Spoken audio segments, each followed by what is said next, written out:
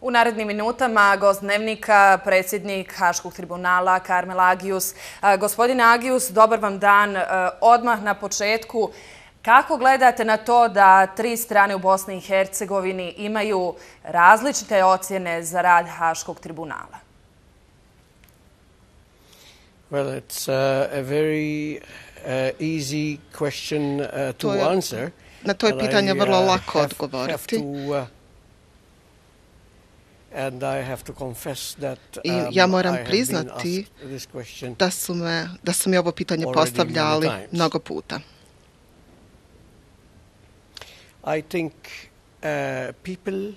Ja mislim da različiti ljudi imaju različita očekivanja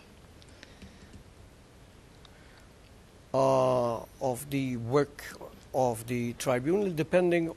radu tribunala u ovisnosti o tome kako oni razumiju mandat tribunala.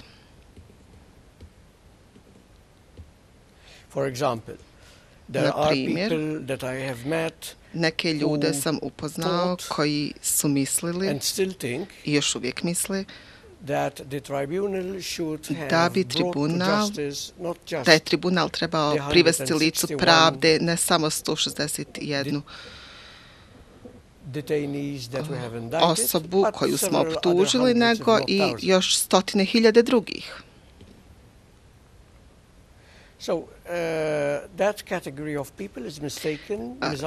Ta kategorija ljudi je pogrešno shvatila svrhu tribunala.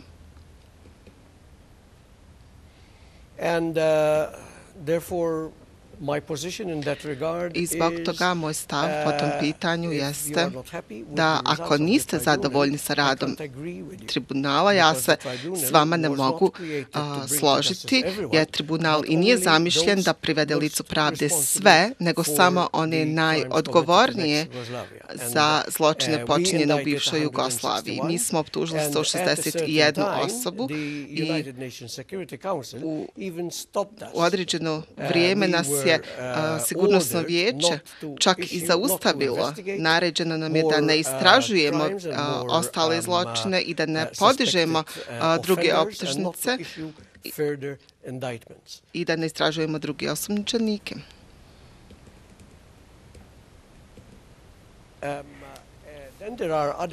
Zatim postoje drugi ljudi, na primjer ljudi koji smatraju da je tribunal imao jedan važan mandat da proizvede pomirenje u bivšoj Jugoslaviji u sve tri bivše republike u kojima se je vodio rat. Ovo je također greška. Jer nijedan sud pravde u opisu svojih funkcija nema odgovornost za ostvarenje pomirenja između zaračenih strana. Tribunal, sud, ima jedino odgovornost da privede licu pravde one koji su osumnjičeni za počinjenje zločina i da donese presudu vezano za te osobe, bez obzira na to da li će to doprinijeti pomirenju ili ne. Zatim postoji i treća grupa ljudi koji su pravilno shvatili da mi nemamo mandat da proizvodimo pomirenje, niti imamo mandat da pravdi privedemo više osoba nego što jesmo.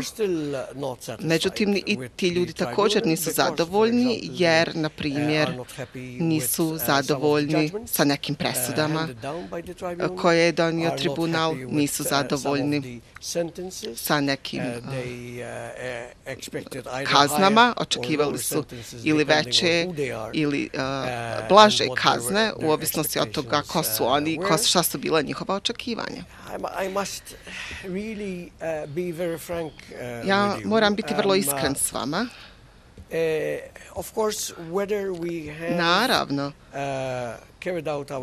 da li smo ispunili svoj mandat ili ne, to je nešto o čemu ja stalno razmišljam. Da li smo ispunili svoj mandat u najboljoj mogućoj mjeri, to je nešto o čemu također razmišljam. Ja smatram da jesmo. Ponekad postoje ljudi koji se ne slažu sa mnom. Sa tim nekim ljudima ponekad vrlo lako mogu objasniti svoj stav, nekada je vrlo teško to objasniti jer se morate staviti u kožu te osobe, ponekad morate pokazati saosjećanje i razumijevanje, čak i ako ono nije uvijek zasluženo. Član predsjedništva Bosne i Hercegovine Dragan Čović danas je rekao da udruženi zločinački poduhvat nije posao tribunala ni domaćih sudova. Kako vi komentirate ovu tvrdnju? Ja neću komentarisati tu izjavu. Kao sudac sa iskustvom i u mojoj zemlji i također iskustvom od 16 godina u Haškom tribunalu, po pravnim pitanjima ne govorim, govorim samo o svojim presudama, ne govorim o pravnim pitanjima ni s kim, osim sa mojim kolegama kada razgovaramo o presudama, a svako ko želi znati šta ja mislim o ujedinjenom zločinačkom poduhvatu mora sačekati dok ne donesemo naredne 2 presude koje su očekivane krajem novembra i to će biti službeni stav tribunala. Ja mogu samo reći da je tribunal već u više navrata se oglasio po ovom pitanju. Kako gledate na činjenicu da se u Bosni i Hercegovini genocid još uvijek negira i da se čak i slave zločinci?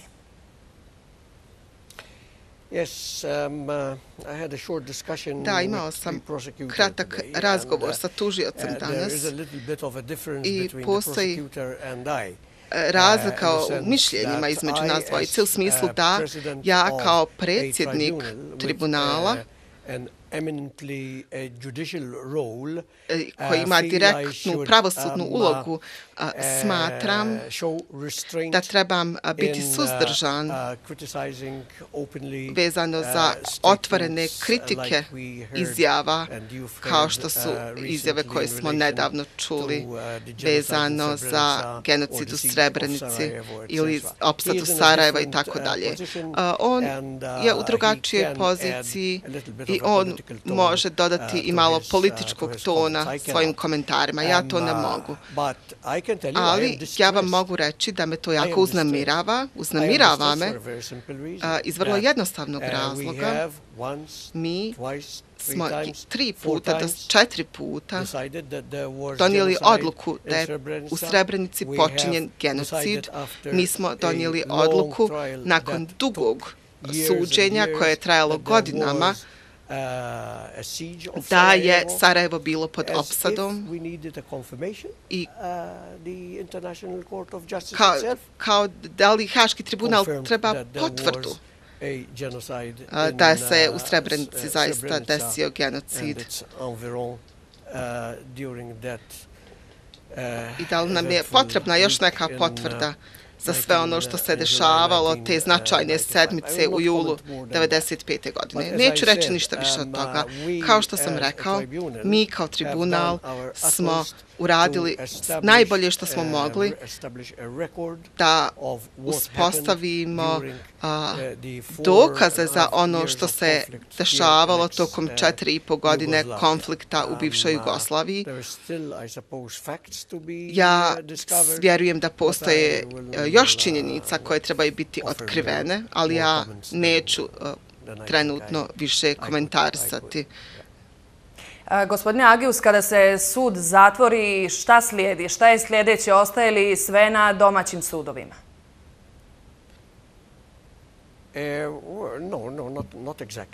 Pa ne baš tako. Počnimo odavde, a ja ću pokušati da to jednostavno objasnim, da me odmah možete shvatiti. Mi imamo 2 slučaja koja su u toku. Jedna je žalba, a jednom slučaju tek treba donijeti presudu i to će biti kraj priče.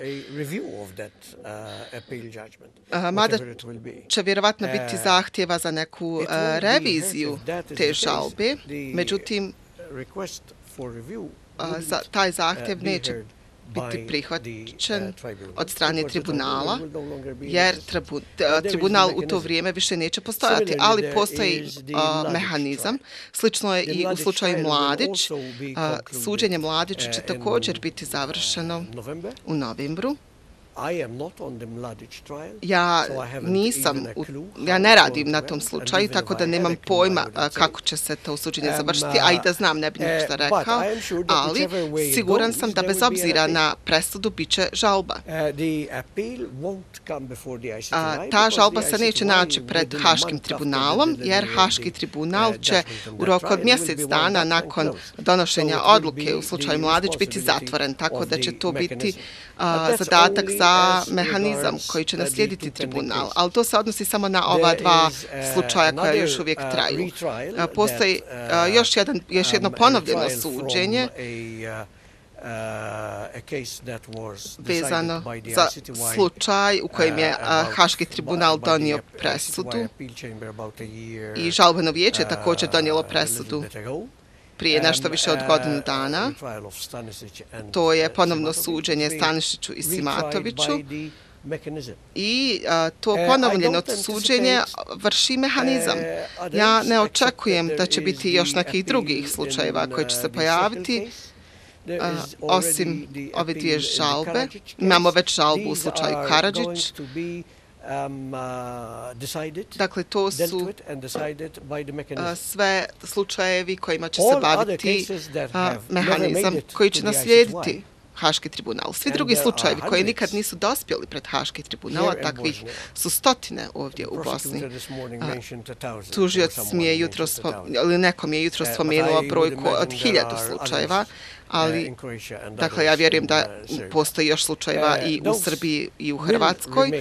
Ti slučajevi će ostati, kao što su i danas, odgovornost lokalnih sudova. Svaka zemlja ima svoje vlastite institucije koje se bave ratnim zločinima. To mi je vrlo drago. Ja sam posjetio sve 3 zemlje i znam tačno šta one imaju. Problem definitivno i ja sam siguran da bi se moje kolega ovdje i u druge 2 zemlje složile da oni to također shvaćaju. Jeste vrijeme. Mi smo već se odmakli 25 godina od konflikta. Dakle, ako počnemo brojati od 1991. godine, onda su u pitanju 26 godina. Mnogi ljudi su umrli, oni nastavljaju umirati, ljudi stare i posljednja stvar koju žele jeste da počinju svjedočiti o nečemu. Neki ljudi su još uvijek traumatizirani, oni se boje da svjedoče, a neki su jednostavno nezainteresovani. Oni više nisu zainteresovani u ovu pitanje koje traje toliko dugo i oni ne žele svjedočiti. Tako da lokalno pravosuđe ima određene probleme i vrlo je važno da oni dobiju svu saradnju i pomoć koja im je potrebna. Ovo se odnosi i na tužioce, tako da ukoliko je potrebno dovesti pred lice pravde još više osumnjičenika, bitno je da se to dešava na vrijeme. U suprotnom ćete živjeti u zemlji gdje mnogi ljudi se približavaju kraju svog života sa osjećajem da im je uskraćena pravda, a to sigurno nije dobro za pomirenje nekada u budućnosti. Koliko bi bilo lakše da u domaćem pravosuđu još uvijek imamo međunarodne sudije i tužioce koji su prije nekoliko godina napustili Bosnu i Hercegovinu? Mislite li da je to bila greška?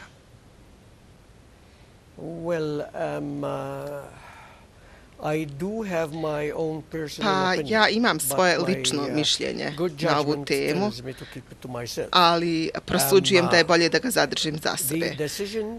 Odluka da se svi strani tužioci i sudije pošalju kući koji su ovdje radili i davali svoj doprinos. Ta odluka je donesena na političkom nivou.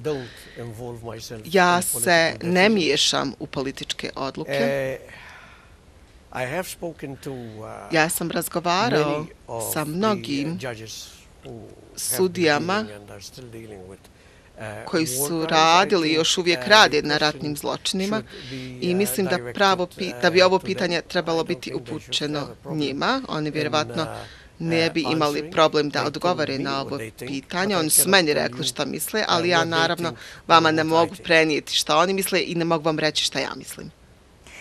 Gospodine Agius, 15 godina života ste posvetili radu na ovom sudu. Kakva ćete sjećanja sa sobom ponijeti kada sud u konačnici bude zatvoren? 16 godina, ne 15. Pa koja će biti moje uspomene? Pa ja imam suradnike koji me pokušavaju zainteresovati da napišem knjigu, da napišem memoare, što ću možda i uraditi. A moje uspomene su broj 1. Kakvo fantastično iskustvo sam imao.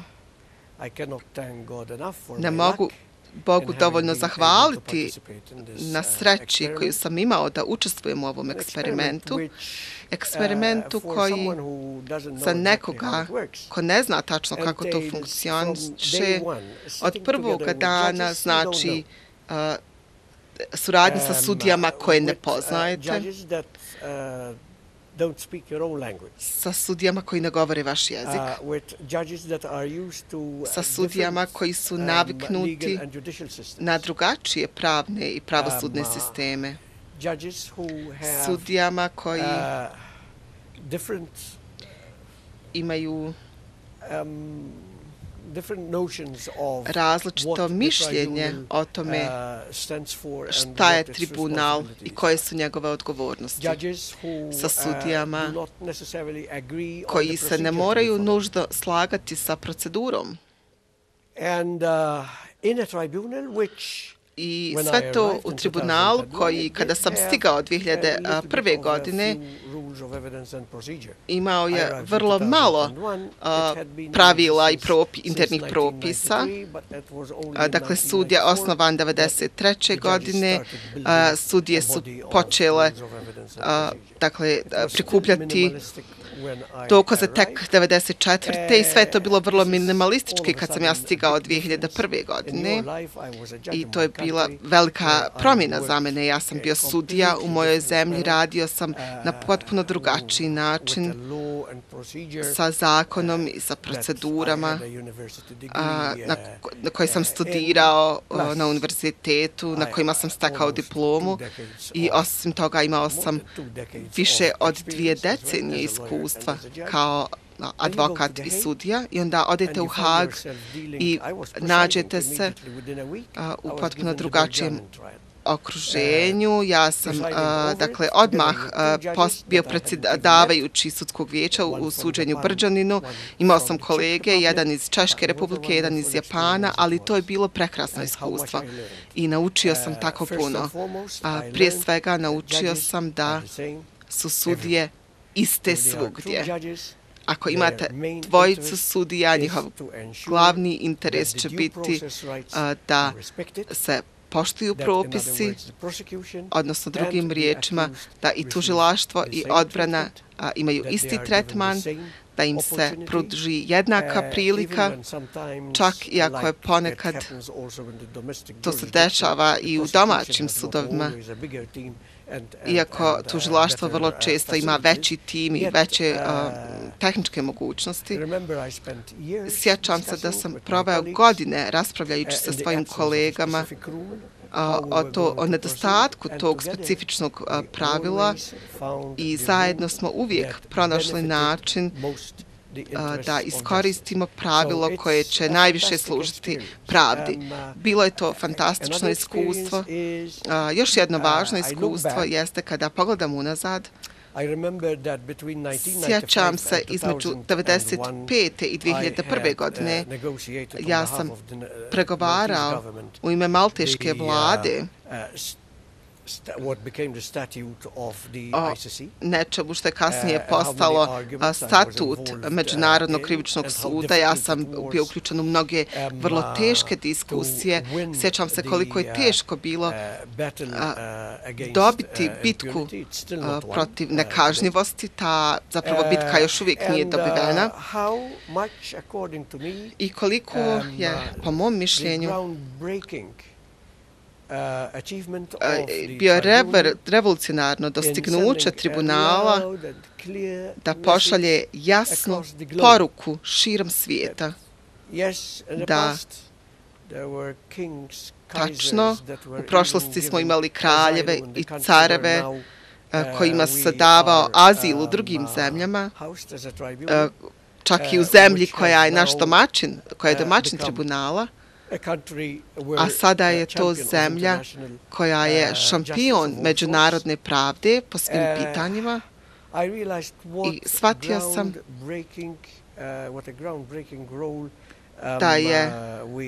da smo mi odigrali revolucionarnu ulogu. Bili smo predmet kritike. Kritikovali su nas zbog trajanja suđenja, koliko je dugo vremena potrebno da slučajevi budu zaključeni pred Haškim tribunalom. Kritikovali su nas zbog toga koliko novca smo koštali međunarodnu zajednicu i Ujedinjene narode. Kritikuju nas jer nikad nismo razvili pravi sistem za kompenzaciju, za naknadu štete žrtvama i nismo nikada uspostavili neki mehanizam pomirenja među žrtvama i tako dalje. Međutim, iako neke od tih kritika su validne, ja mislim da treba gledati pozitivno na stvari i da se treba prisjetiti šta smo to postigli, a postigli smo to da smo dali glas